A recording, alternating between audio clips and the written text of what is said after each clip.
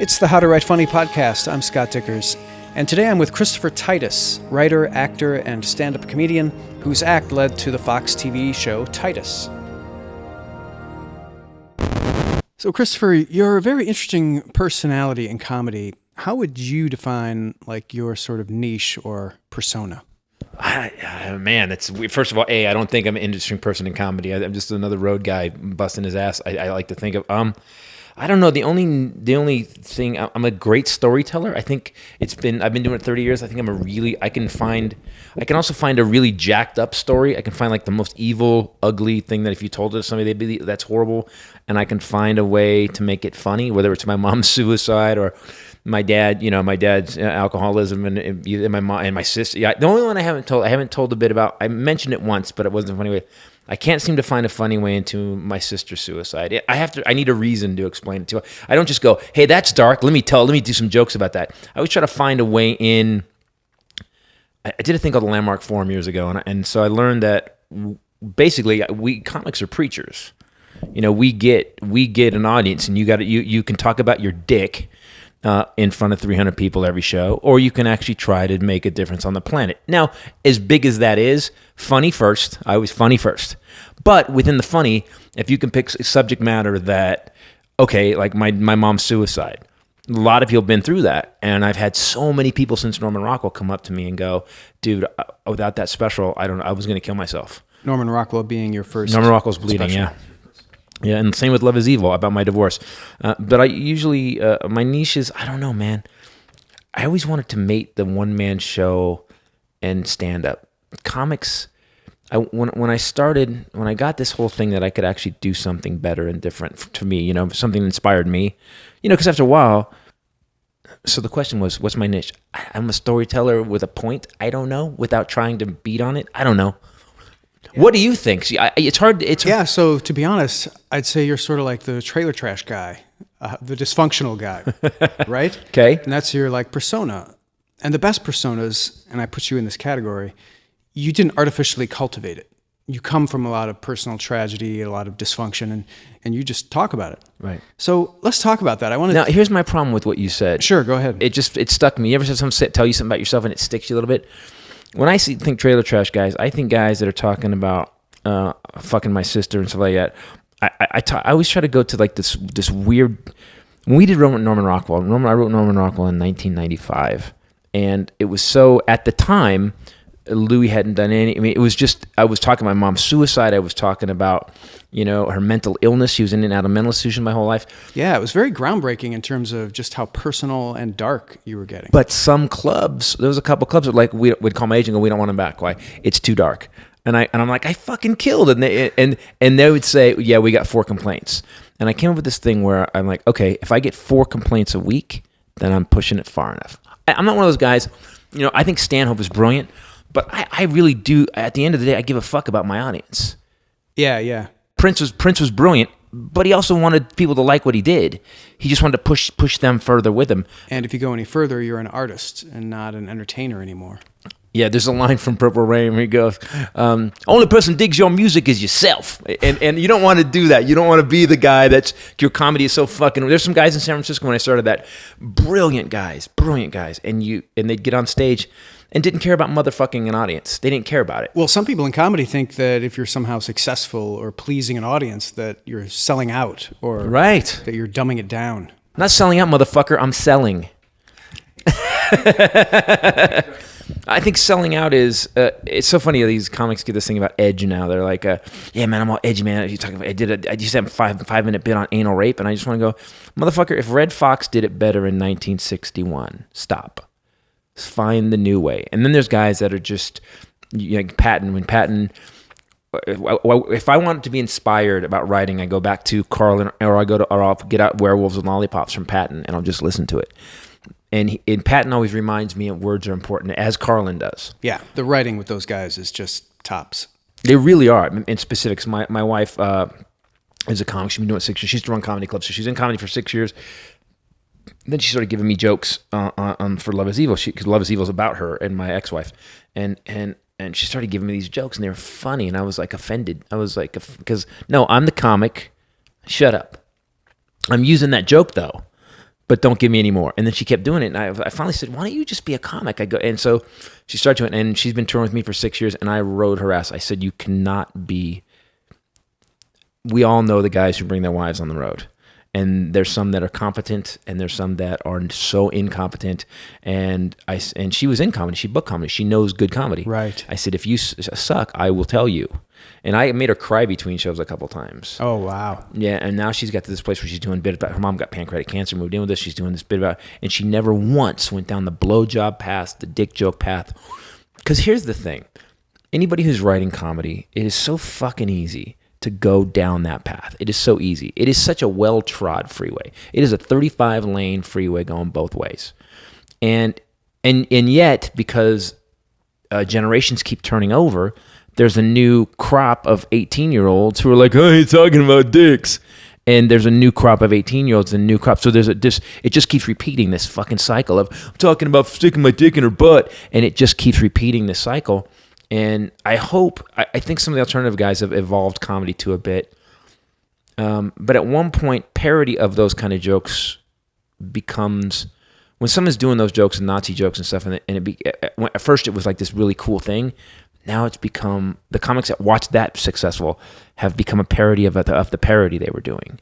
And I think the only thing you can do, I learned this from Dana Carvey. I learned a lot from Dana Carvey. I got to work with him when I started a lot. Master stand-up. Yeah, master stand-up. Like, people have no idea. Like, he was doing I was telling my wife today, we were talking Carvey, and I said, he was doing the church lady like 12 years before he got on Saturday Night Live. Right. Like, it was a character he did in his act, and I used to watch Carvey every night. I would sit down while opening for him, I'd sit and watch every show. And he would do the same shit, and he taught me, as a stand-up comic, you have to learn to tell the same story again for the first time. And when he said that, it was like, what? It was like a Pink Floyd lyric. I'm like, wait, stop. I've got to learn I've got to tell the story again for the first time.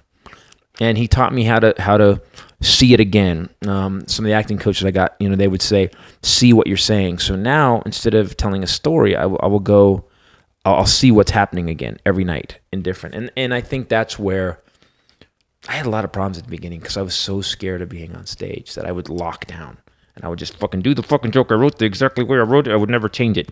And over the years, I can, if something my brain will say, if my brain would say this, I would go, nope, sorry, don't want to. I want to pound on them. Let's talk about So the white trash thing, no.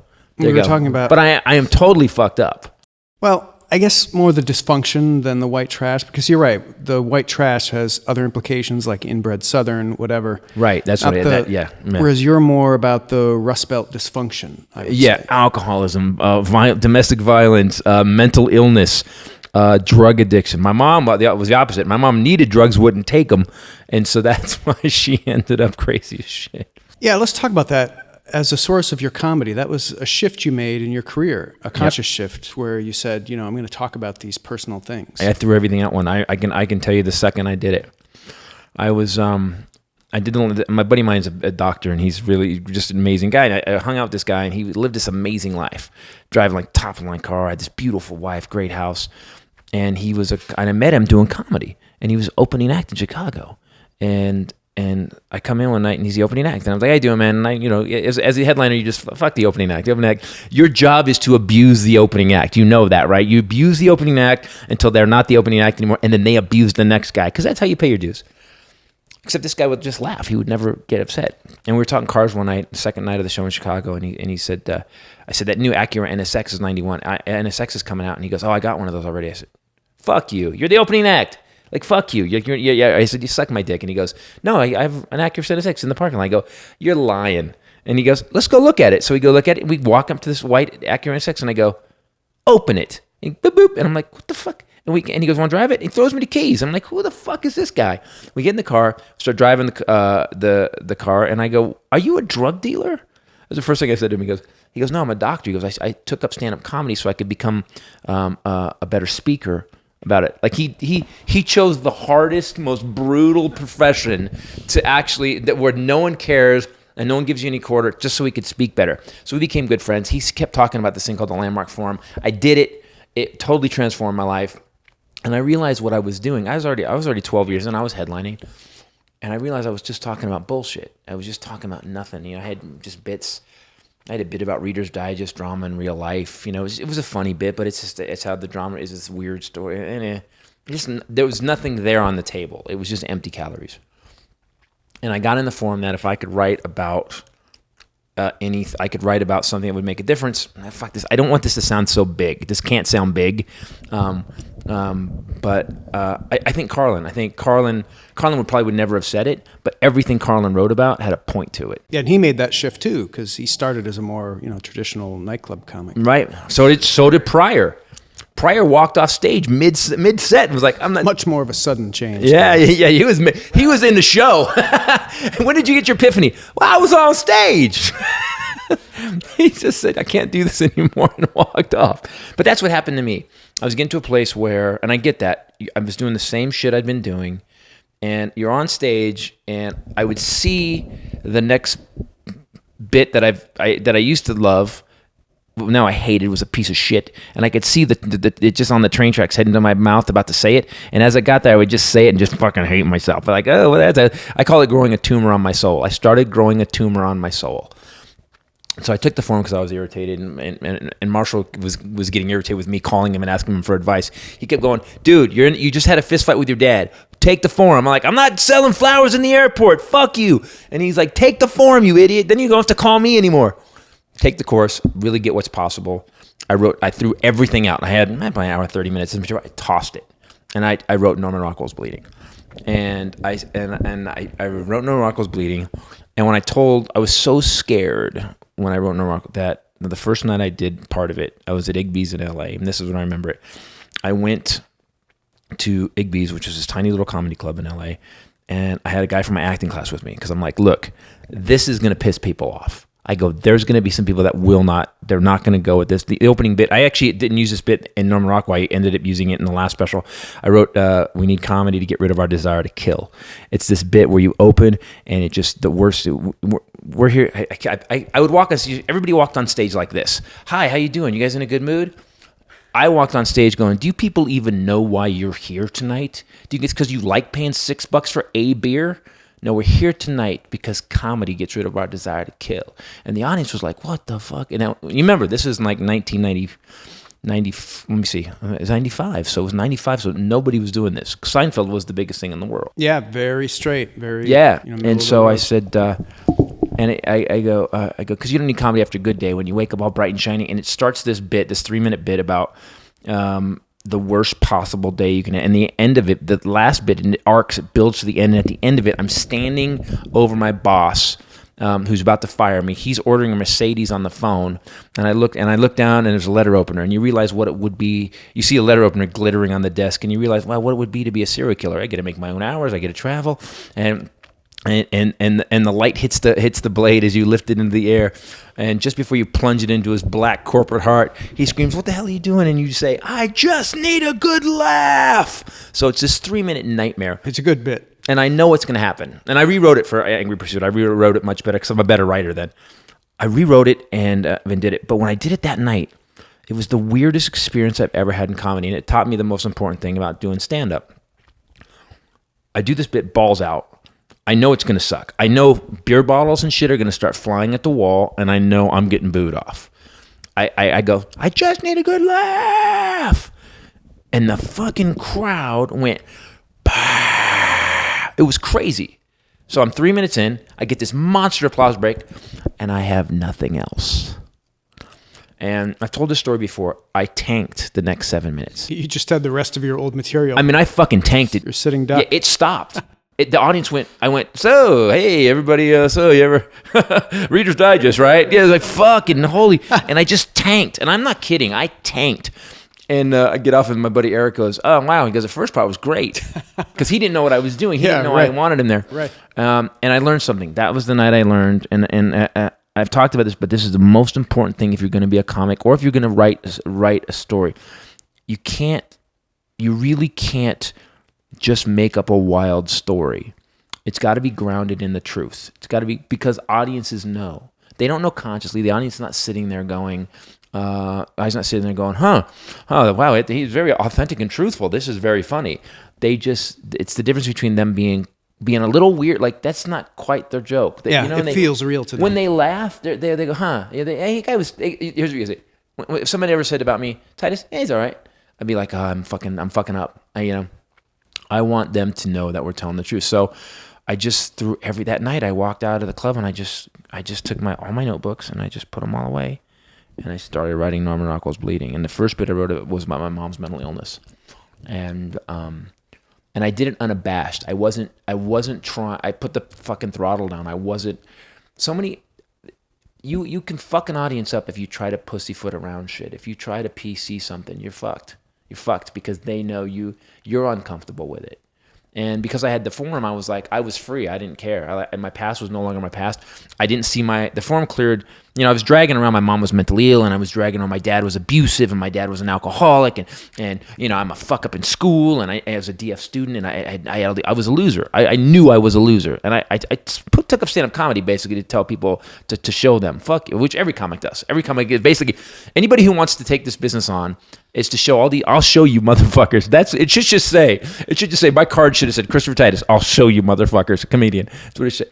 And that's how I lived my life. After the forum, I didn't live my life anymore like that. I was like, okay, I want to do something that I want to do. And I just went right at it. My dad's alcoholism, my mom's mental illness, her suicide. I wanted to prove that dysfunctionality was like, I'm better than you. Like, if I'm dysfunctional, I had a fucked up life, I can handle anything. The last line of Norman Rockwell's Bleeding is, 63% of American families are now dysfunctional. Good, because that means when Armageddon happens, that 37% is going to be freaking out. Oh my God, the world's over. 63%, we're going to be going, hey, no one's watching the Lexus dealership. We're on it. We're just going to be planning the next night because we live nightmares. We're just ready for the next one. You really hit a nerve with that special because it became the basis for your show on Fox. Yeah, we and the weirdest thing about that, and this is what, guys, anybody listening right now, if you're ever putting your show up somewhere for industry and 8 people show up, don't motherfuck yourself by saying, well, I'm going to fuck 8 people here, okay, and walk through it. Don't. Norman Rockwell, we rented the Hudson Theater, and there was the night that the show got noticed, I got this killer review from Backstage West, which was insane, or Dramalog. It was like they compared it to Sam Shepard's best work, and I was like, yeah, which I was like, it was so full of compliments that at one point I burst out laughing. I'm like, this is bullshit. But I did something that comics for a while were doing this. Comics were saying, there was a big whole one-man show. You remember that one-man show era? Like everybody kind of said, I'm just going to do my one-man show. And then what a lot of comics did, they forgot to be funny. They started talking about being locked in a closet by their mom, or my dad cut me with a blade, and there was no jokes on it. They were just telling a harsh story. Theater or important drama. And I watched a couple of those. I was invited to some of those, and I watched them in some of the 99-seat spaces, and I went, you guys are forgetting to be funny. You're the funniest people on the planet. Percentage-wise, you're the best. And so I wanted to do all of that with Norman Rockwell, and every 6 seconds still pound a joke out. So... because it's more palatable. I don't want to take an audience to cancer. I don't want them to go, oh, I'm so bummed out. I want them to my job is to, even if I take them to a dark place, I want to be able to go, I want them to laugh out of it. I don't want to leave them there. I just never wanted to leave them there. I don't mind taking them there. I don't mind taking them there at all. But I want to take them to the place where they're like, oh fuck, and then boom, punchline, because the laugh is 10 times bigger. The laugh is laugh and oh thank God. There's an oh thank God in it. Somebody would say pain is the source of all laughter, but then you get that release, that feeling of, oh, things aren't that bad, for me at least. Yeah, but so many comics are afraid to go to that place, or they would go so far. So now, once Norman Rockwell worked, I just took it out on the road. Comedy clubs, and it was again, except for a few clubs, there's a guy named Dave Struve, and find the people that the people that get what you're doing, especially if you're pushing it at all. And I'm not saying I'm like, because there's some fucking guys, I'm always trying to push it, but now I'm on my 7th special, and I know what I'm doing, and you can pretty much know what you're going to expect from me. You probably influenced a lot of comics to push it more in stand-up, but do you feel like you pushed the boundaries more so early in your career and not so much later or now? Well, I think Norman Rockwell, yes. It's weird. I guess I when I wrote I'm Whitey and I Apologize, and that was the 2nd special, Pedophile Crucifixions. Yeah. I just got. I have to. Maybe I have to accept that I don't suck. Yeah. Yeah, I would accept that if I were you. So I want to talk about the Landmark Forum because I know it was a big. Have you done that? I have not done that, but I believe in self-help a lot. Yeah. And I wanted to pick your brain about that. But first, I want to talk to you about your writing process because you say you're a much better writer now. I'm curious to know how you found the difference between writing stand-up and writing for TV or anything else you've written for. And like what you learned from all that in terms of how you write, how you get the best stuff on paper when you don't have a lot of stand-up shows, to workshop material. Well, I was really lucky to run into. I'd written Norman Rockwell and Jack Kenny and Brink, but they put me with showrunners. Back to the thing about just don't motherfucker show, because the night that Titus got picked up, there was 8 people in the audience, and 3 of them were from Fox. That was the night. So don't ever motherfuck yourself by a small audience. Small audiences. I've gotten standing ovations with 17 people in a theater once because it was an ice storm. Yeah, you should give it your all. Always, because at one point it's going to be weird. They're going to sit there and be like, "This is weird." But after a while, they realize, oh, he doesn't give a shit. He's going full out. So we better get on board. I always tell an audience, if they're dead, I'm like, listen, you can stand on the curb or get on the bus, but I'm fucking leaving. Do what you want, but I'm going. So depending, script writing is something that I picked up from Jack Kenny and Brian Hargrove. Brian Hargrove specifically. Brian Hargrove was so good about, and he just beat into my head. It's got to be grounded in story. It's got funny, crazy jokes. Grounded in story. These are veterans of Fox. Yeah, they were writers. They were sick. Yeah, they'd written on some, like Holding the Baby. They'd written on some shit. They didn't create them. They written on some really shitty sitcoms. And they knew structure and they knew structure. They both had backgrounds in it, and so good. So when they got Titus, these guys showed up with. They saw Norman Rockwell, and they showed up with a fucking notepad of ideas. And I already had the idea for Dad is Dead in my head. I'm like, I go, we don't show my dad. They go, no, you don't. We didn't even show your dad. I go, no. Last 30 seconds we show my dad. They go, you're fucking nuts. I go, no, it's not. I go, I wanted to build a character. I said, when Archie Bunker walked in the room. When Archie Bunker walked, you went, oh shit. Before he said a word, you went, oh shit, oh shit, oh shit. Because you knew it was about to break off. I wanted to build my dad character because that's how I felt. When that car pulled in the driveway, I want the audience to go, oh fuck, Dad's home. That feeling. So I said, I want to build him to be this monster. So we built him to be this monster, and Keach was so good at it, man. Keach was brilliantly cast. So that first, and Fox didn't have the balls. Fox was so afraid of Titus. The pilot episode's called Dad's Dead. They wouldn't air the pilot to start it. They said, nope, we want to air this 4th episode. Why? Because it's more palatable. Fucking, I don't. Look, so what we're going to do, trick the people? We're going to give them one episode that they can tolerate and then show them, then motherfuck them with Dad's Dead? First of all, the character, you've already seen the character then. What are we doing? And they would just go, stop, you don't know. So my writing process with scripts is a little bit different. Story first. I break the story out literally beat by beat by beat by beat by beat. I can always find something funny. We just filmed a movie. My first movie, Special Unit, is the teaser's out. You can check it out. But due to the Fairness and Disabilities Act, the LAPD has to hire 4 handicapped undercover detectives. Now, that sounds horrible. I could have totally fucked that up. And thank God for Peter Farrelly. Peter Farrelly got involved and called me and tore my script to shit.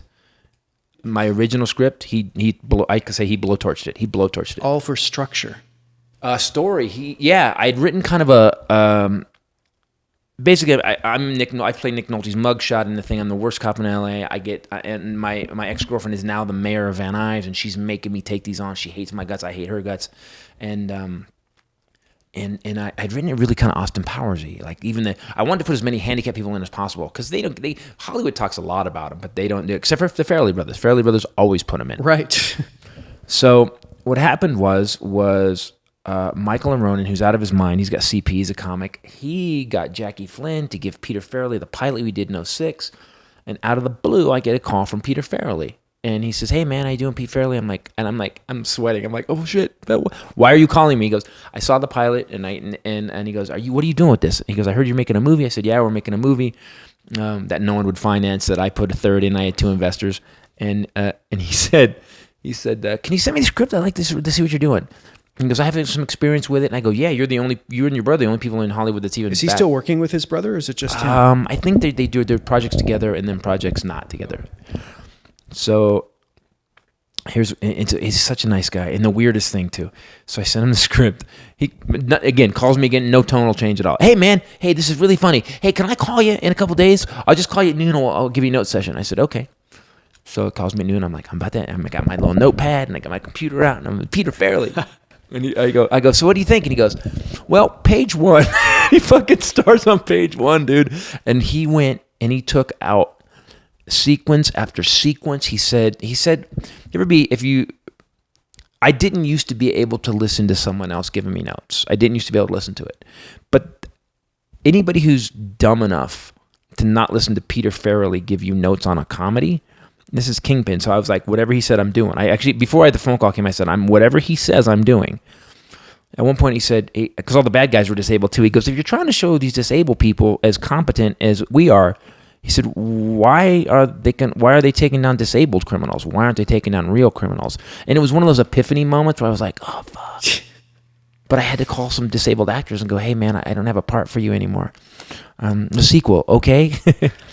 And so I rewrote 75 pages of the script, the entire script, and it came out so much better. So then I call him and I go, what do you want out of this? You want to produce or what? And he goes, no. He goes, we just did the ringer, and I got a lot of shit for it, and I wanted to make sure. He said, someone's going to nail this, and I think you're close, so I want to help you get to it. So I owe Peter Farrelly a debt for basically bitch slapping me. He basically took the script and bitch slapped me. That's hard to get, like honest critique that's really helpful. Yeah. He comes from a weird place of like just it's dead authenticity. He was like, and even if he said something I didn't like, he wasn't mean about it. He'd go, okay, if you don't want to do that, okay.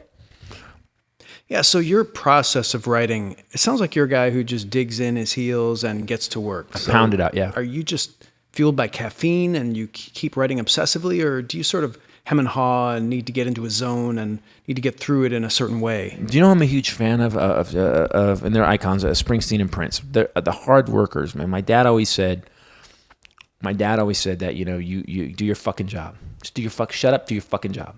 And my fucking job is to do comedy, and I love it. So what fuels me, especially, you've had those moments when you had a great idea and you just started working on it, or you had a bad idea and all of a sudden you clicked into it being the penny dropped and you're like, oh shit, I figured it out. Oh God, I just unlocked this.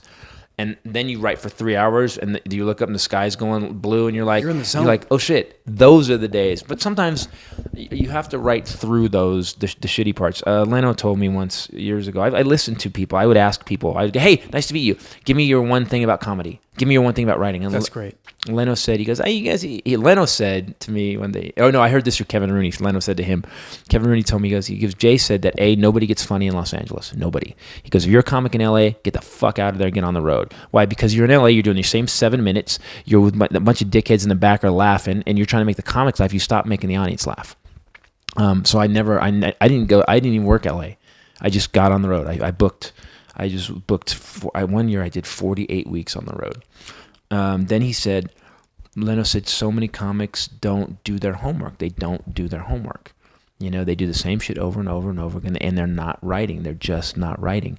And he said, the problem is, and I figured this out over the years, is the problem is that when you sit down to write, we all watch ourselves. If you're a comic and you're a funny person, you usually have a lot of self-hate. I don't find a lot of really guys. I'm great. I don't find a lot of people that like themselves. No, we don't like ourselves. So you write for 10 minutes and then you give up because they think, oh shit, I'm writing shit. Well, you're by yourself in a room judging yourself. What are you doing?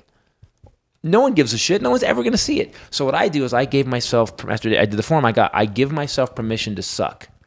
So when I write, I sit down and I just start fucking writing shit. I just write shit. I don't care what's coming out of me. I just write it. I'll have an idea maybe and I'll just start writing it and it'll blow. But you have to spew the shit out to clean it up. People are afraid of that. Yeah. They're afraid of looking back on that stuff and just going, oof. Yeah, but that's the only way you can fix it. Right. So you have to give yourself permission to be shitty. So, Steven Spielberg said, thank God for the fifth rewrite. And that's the truth. That is the truth. I don't know. Every once in a while, you'll be in your car. You'll be thinking of something else. You'll go to that zone where your brain switches to that's the problem. Is your brain? We live in a linear world. We live in a literal world. Bills, this, that. I got to deal with it. We live in a math-filled world. I got to be there at this time. I got to go at this time. I got to pay this bill. I have this much money in the bank. So we live in that world. Comics don't live in that world. When you write comedy, you have to live in the Pink Floyd world. You have to live in a world where very thin threads connect big ideas, and it has to make sense, and they have to have thin threads, or else it's too obvious. So you live in this really bizarre creative world, and it takes 35 minutes. I guarantee you, anybody out there listening right now, I guarantee you, if you give yourself permission 35 minutes to write shit, give yourself permission for 35 minutes to write, I'm going to write the shittiest things I've ever written for the next 35 minutes. At that point, your brain will have warmed up. It's really like exercising, and you will click over to your creative side, and you will start writing brilliance. I guarantee it. But time it and watch it. It takes about 35 minutes to turn off all the world. You got to turn the world off to write comedy.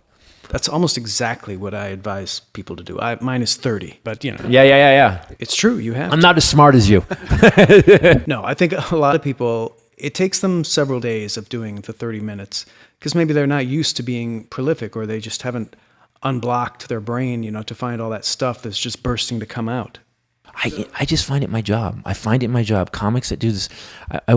I did Norman Rockwell for way too long. I didn't get it. I did it from 90. I wrote it in 95, and then I did it for 3 years. I got my show in 98. I did my show from 98 to 2002. I mean, in the sense of production and stuff. We only aired from 2000, 2001, and 2002, so I aired for 3 years. And then I did Norman Rockwell again. So I probably did Norman Rockwell for 4 or 5 years, and it's too long. It's too fucking long. I started to hate it again. And so now I've got, Carlin, if you want to call yourself, someone asked me, I got my black belt in 06, and someone said something, and it applies to comedy. Someone said, if you're black belt, I said, I got my black belt in 06. He go, you still training in the gym? You still going to good training? You going to get your second degree? I go, oh no, I kind of stopped after that. And he goes, are you still a black belt? And I was like, oh, motherfucker, ow, that hurt. Like, that hurt. Like, I could still fight, but he's right. And that's about comedy. If I'm not working on the next special or the next idea or the next movie, it's what's the point? And anybody who says, well, I'm doing fine with doing my same shit for 12 years. Okay, but I'd like to look at your graph, because I bet your graph is going down. I bet your stock is getting less worth. Carlin did 14 specials and 21 albums. Nobody's playing that game. Louis playing that game. Burr maybe. I love Bill Burr, and his wife and my wife are really good friends. And Louis keeps pumping it out. And I think we're going to fucking die, man. We're just going to fucking wrap it up. So why not leave something here? You got to get it all out. Let's talk about self-help. So before you did the Landmark Forum, were you into any other self-help stuff? Did you ever do anything like that? I smoked pot a lot when I was in high school. Just pot was your... That was my self-help. Not exactly. I thought it was bullshit, and I still think some of it is. I think a lot of it is. But I'll tell you what. Here's what happened with self-help. I knew the voices in my head were dangerous. I knew the voices in my head were bad things. And just that you can't do it. You can't no do good. it. You're programmed by these two people that raise you. That's what this show's about. You're programmed by these people that raise you. You get their messages. You get their messages. They program you. You suck. You're a loser. You're never going to amount to anything. My dad, I got later that he was trying to push me to do something, trying to toughen you up. And he did, but he also made me a very damaged human. Like I was successful in comedy and doing all right, but it was from a place of real. I'll show you, motherfuckers. That's how you were in prison almost. Yeah, and there was for a long time there was no joy in stand up for me. I would go kill and I'd walk off stage, and I was this guy. Follow that motherfucker. I was that guy. It was just not the guy to be. It was like you were taking this important drug that you needed to take, which was processing your life through stand up. But like a lot of drugs, it takes a while before they kick in. Maybe this one takes a few years to kick in. Yeah. Well, so then I started seeing it there. I moved to LA in '88. LA's if you're a comic, LA's a very hard town. It's a very hard town, very competitive, very, especially if you're new. No one gives a shit. And it doesn't matter how good you are either, unless you're Goldthwait. But they found Goldthwait somewhere else. But Goldthwait went to LA, and everyone just boom, give him everything. I went to LA, and it was hard, and I was on the road. And I started seeing a therapist, and I'm sitting this fucking guy. I'm paying him $150 an hour, and this guy's going, "What do you think?" I talked about this in Norman Rockwell. What do you think? What do you think? A guy named Jerry Oziel, Dr. Jerry Oziel. Dr. Jerry Oziel had treated the Menendez brothers. Dr. Jerry Oziel had told his mistresses that, and this is a true story, that the Menendez brothers had confessed to him that they had killed their parents. And he said, you can't tell anybody because you're breaking the HIPAA laws. And if you do say anything, the Menendez brothers will kill you. So one of them was like, fuck this, I'm going to the cops, told that, and then that's how the Menendez brothers got arrested. That guy was the joke I did, he was my touchdown. I had a guy who had 2 fucking mistresses who was treating the Menendez brothers, knew they'd killed their parents, and was continuing to treat them. And I realized, how much more fucked up are you than I? Yeah, not much different there. So I got rid of therapy, and then my buddy Marshall kept saying, take the form, take the form. So I signed up for the form. I had a bad moment. It was pilot season in LA, and this was 94, end of pilot season, and 95 or whatever. And I got to the end of pilot season, and I'd made it to the final 3 or 4 auditions. Final audition on like 4 or 5 series. I was fucking hitting, man. But I would get to that fucking last one, and the voices started going, dude, you're fucking, you tricked them to get here. You shouldn't be here. You know you suck. That guy's that you're up against is fucking way better than you. And I would literally be in the middle of an audition, and it's like, well, you're tanking it. You're fucking. My voice is going. You're tanking. And I'm fucking. That's where voice in my head came from the form, that character, the inner retard. So I said, I went home that night, and after my agent called, and he just said, I don't know how you're doing this, man. You're making it to the end. He goes, it's over now. That was the last audition of pilot season. And I drove home, man, with my guts just like, I had just proven everything the voices had said. I'm a fucking loser. Don't get it. Thank God for comedy. Thank God for writing, because without the outlet to get on stage and talk about it, imagine the suicide rate among funny people. It's bad. It's high enough as homicide. Or homicide. Yeah, you go shoot up a store. I should never work at Best Buy. So I went home that night and I just said, fuck it. And I signed up for the Landmark Forum. The Landmark Forum was started by Werner Erhard.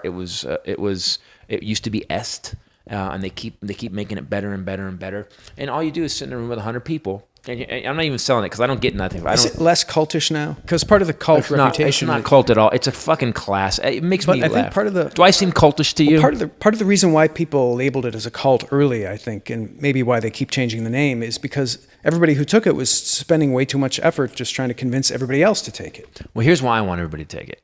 Here's why. I want my family and friends to take it. Here's why. And when you're in the course, they talk about that a lot. They have a commitment. They said by 2050, the people in Landmark Education would like everyone to take. Imagine if everybody on the planet took responsibility for their own bullshit. Like, no excuses, nothing. Authenticity. You're right. I did it. I'm sorry. How do I fix it? Do you realize how much free time we'd all have? Like, so the forums, and they talk about it. They're going to tell you, hey, you should tell this to your, I'm going to have my daughter do it. Tell this to your friends. Make your friends do this. And I don't get anything for it. So here's what it is. Basically, and I'll describe it very quickly. When you're born, you're this perfect little being. You're dancing around until you're like 3 or 4 or 5, and your life is fun. You're like, everything's fucking brilliant. Light socket, holy shit, that was horrible. I'm not doing that again. And you just became this. You were just joyous. And then your parents went, hey, you were one that you were talking during TV, and your dad said, hey, quiet, or I'll beat your ass. And you went, uh-oh, something's wrong. And you start layering those things on top of each other throughout your life. So now you're 30. And that 5-year-old is dead. He's dead. And all these layers of bullshit that you're dragging. You're just dragging these anchors around with you. And that's who you are. And everybody knows you, and you survive, and you have all these things you wanted to have fun and be a kid, and now you're not. So you're a responsible adult, and you're wearing a tie, and you're doing what you're supposed to do, and you're unhappy as shit. And that's where I was. I was doing everything I was supposed to do, and I was still unhappy. Took the form, and so you sit in a room with 100 people. They just talk. You can get up and share if you want, and you sit there and talk. They don't cut off the head of a chicken or you don't walk on coals. It's not that crazy. They don't play music. Here's how they studied human beings for 5,000 years. What made Hitler Hitler? What made Gandhi Gandhi? What makes billionaires and homeless people exactly the same, and what makes them different? And any breakthrough moments, when people cry or whoever's there, like, gets into people's face and stuff like that? The forum leaders are trained 7 to 11 years, and they're badass. The guy, Jerry Baden, without the forum, I never would have created Titus, ever. I never would have written Norman Rockwell. I walked out, I went up to him, and they don't give a shit. I walked up, I did the advanced course, which is like, and I walk up to Jerry Baden, who was a forum leader, and I go, I got it. I said this to him. I'm going to create a television show that causes a paradigm shift in the way people see their screwed up lives, and it's going to be laugh out loud funny. And he just goes, great. And he walked away. Wasn't inspired at all. Like, yeah, people say shit all the time. Go ahead. Okay, so the first day, so imagine there's 100 people in the room. Now, you're one of the 100. but nobody knows you. So you walk through life, everybody knows who you are, right? Like your friends know exactly who you are. Yep. When you walk in the door, they know exactly what you're going to say. They know how you're going to act. They know what you're going to do. Those 100 people don't. So what happens is, as you go through these distinctions over the 3 days, you're getting insight. It takes a while. They don't just cure. They could just if they could hand you a piece of paper with the list of shit on it, but they have to walk you through it. They have to there's a thing called the fear exercise, and I realized that I was walking the earth afraid of everybody. Everybody. And that's why I was so angry all the time, because I was like, fuck you. Like, I walked into every room like we were fighting. And if you got some of the guys that started with me when I started, Jake Johansson, he just goes, yeah, he goes, you were a kid, man. He goes, you were intense. He goes, you were really intense. And that still to this day comes up.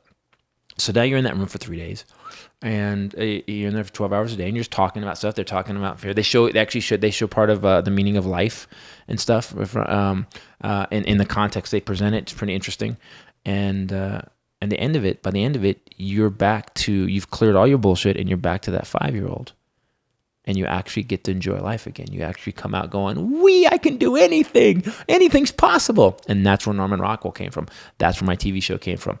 This movie, Special Unit, there is no way in hell this movie should have been done. I have no college. I am a DF student. I had to go back to summer school. They let me participate in the graduation ceremonies, but they gave me a blank piece of paper because they said, you haven't graduated. You have to go to summer school, and then you're going to get your diploma. I didn't get my fucking diploma till the next September. I have a Writers Guild nomination. I got that.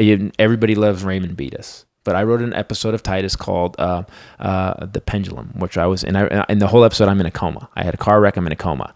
And then Stacy Keach is in the black and white space talking shit. And we had great writers on the show. So I pitched the story out.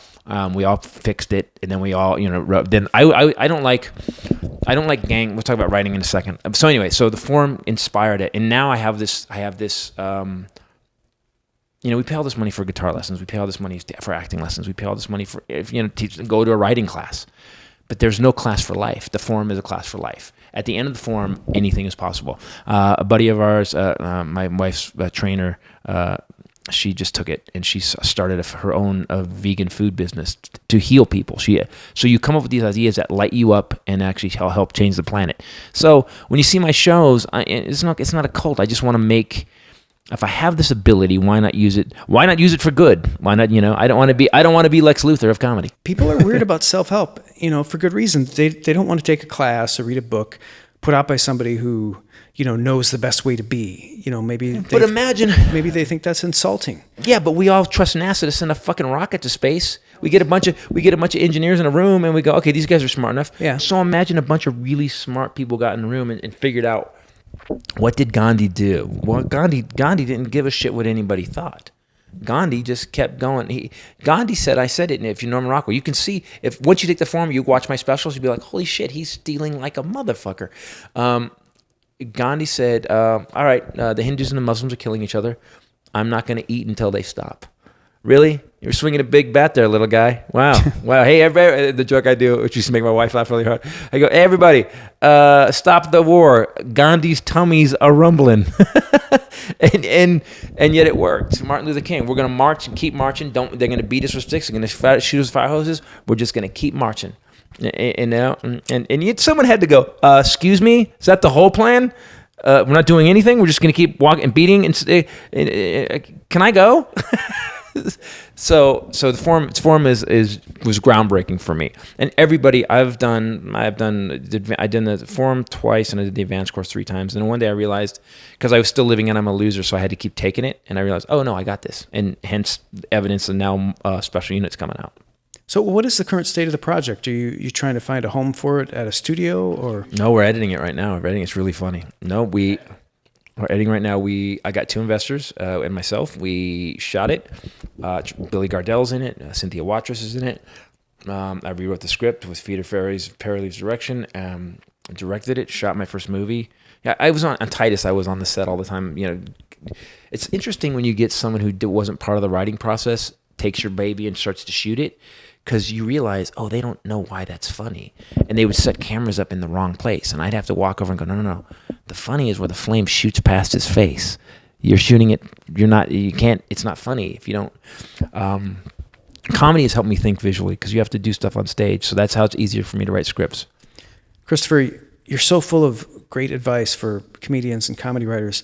So I want to give you a chance, just if you had one last parting bit of advice for, somebody who's not in the comedy business but wants to be at some point, what would you tell that person? Two things. I would say, don't get sucked in by the business. Even when I started in San Francisco and the Holy City Zoo was the hottest place and all the best comics hung out, I didn't. I went home and wrote. And I was also like 21 at the time, so I would just go, I'd do my set, I'd go home and write. When you say the business, do you mean like the politics of the business? Not even the politics. That's all bullshit. There's no politics. People say the politics of the business. You can kiss someone's ass all day long, but if you suck, you're not getting the job. I fucked up. I lost my TV show by not playing politics. But it's not even politics. I was just a cocksucker. I talked shit to the network president, and I shouldn't have done it. I should have just went, you know what, we're going to look at that idea, maybe we'll do it. And then I should have found her one-on-one and said, hey, here's why I don't think that idea will work. It won't work. And plus, we already did that episode 4. I fucked up. Don't be an asshole. Be nice. Be nice. Be nice. That's what I say. Work your ass off and be nice. If you can do those two things, that's it. That's it. If you already want to be, if you're already thinking about it, you're obviously funny enough to want to try it. Work your ass off and be nice. And that's it. I think that's my new t-shirt. Very concise. If you go to Bert Kreischer's podcast, the one he did, I break down the entire way how to write a story. Great. That's a great suggestion. So many comics go, dude, the Springsteen bit I do is 28 minutes long. And they go, how the fuck did you write a 28-minute bit? Story structure. There's a way to do it, and you have to give yourself permission to suck first. You have to just do the facts, write the facts out, and I found out years ago that every sentence is just a setup. All you have for every sentence you write, if you have a comedy, just at the end of that period, write a punchline for that sentence. And the punchline doesn't have to fit. And then the next sentence. So you have to write the story first, then go back sentence by sentence and write a punchline for every sentence. And the punchlines don't have to be monstrous. They have to be amusing, And by the end of that story, it will it'll blow up. But I go much more detail on the Bert Kreischer podcast. Thanks for what you said, though, man. I didn't, that we're going to film this new special in July. And this one's all about called Born with a Defect, because we are all born with a defect. We're all born children. And, I really want to just tear apart. Kids are not special. None of them. Not a fucking one of them. They have no ability. They don't know shit. They're idiots. They're naive. They're stupid. They'll get into a car with somebody they don't know. Now, I started talking about this years ago, but I wrote a whole special about it this time because I have two now. I have a 12-year-old and a 15-year-old, and I tried to not make it nice. It's almost like if Satan rewrote naive. Bill Cosby himself. And I'm honest. I'm really honest about it. As I tell people, if you come to see the show, it's if you're a parent, it's therapy. If you don't have kids, it's 90 minutes of birth control. At the end, you'll be like, holy shit, I'm not having kids. Sounds pretty wonderful. Hey, thanks so much for your time, Chris. Thanks for having me on, man.